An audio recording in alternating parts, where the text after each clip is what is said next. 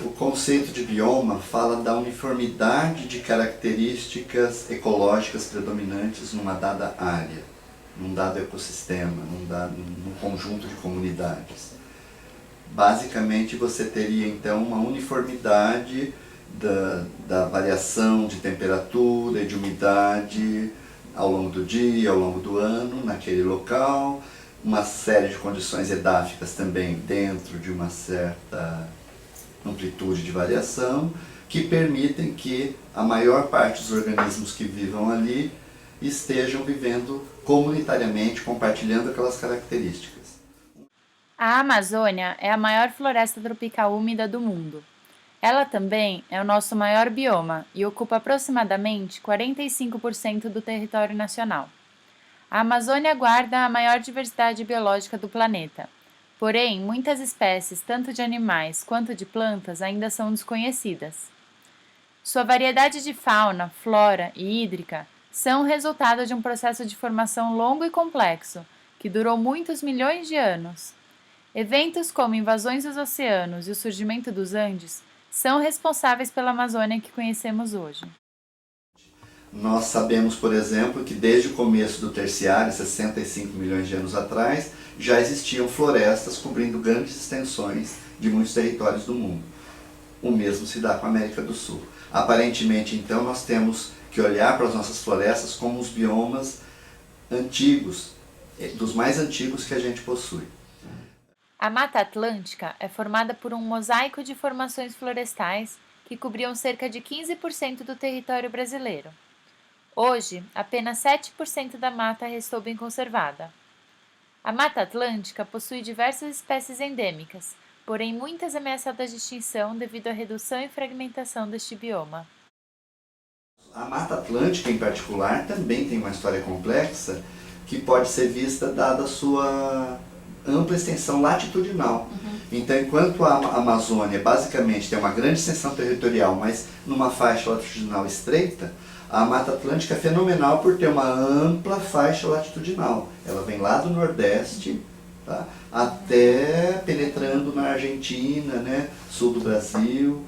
E então nós temos aí setores de Mata Atlântica ligados a uma subtropicalidade, ou quase clima temperado, até setores da Mata Atlântica coexistindo lado a lado com Caatinga.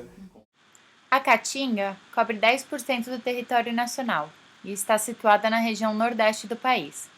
A região é de clima semiárido, com alta temperatura e baixa precipitação anual. A Caatinga é caracterizada por uma vegetação que cresce sobre um solo arenoso ou pedregoso e é composta principalmente por cactos e pequenas árvores e arbustos que perdem as folhas na estação seca. Ao contrário do que se pensava antes, a Caatinga possui uma grande diversidade de plantas, com alto grau de endemismo, e muitos animais, como lagartos e abelhas. O Cerrado é uma savana tropical muito rica em espécies.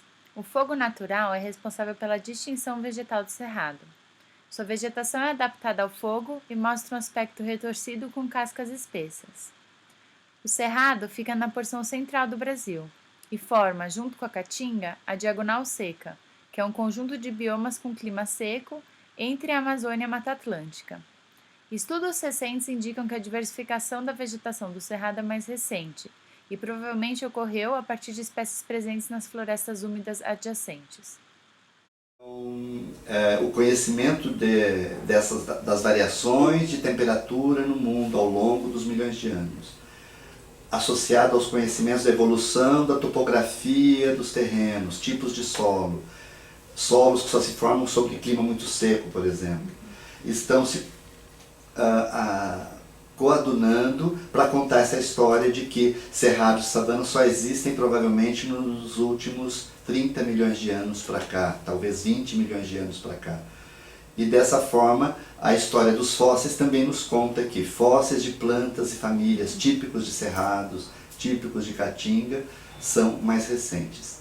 E curiosamente, o muito interessante, é ver que muitos desses grupos endêmicos de Cerrado e Caatinga parecem ser produtos de linhagens florestais. Então essas plantas existiam nas florestas E à medida em que apareceram ambientes não florestais, houve a oportunidade de algumas linhagens tentarem colonizar essa área nova.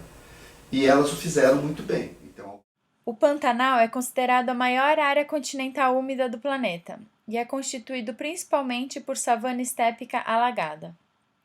Ele ocupa menos de 2% do território brasileiro e estende-se pelo Mato Grosso do Sul, Paraguai e Bolívia, onde é conhecido como Chaco.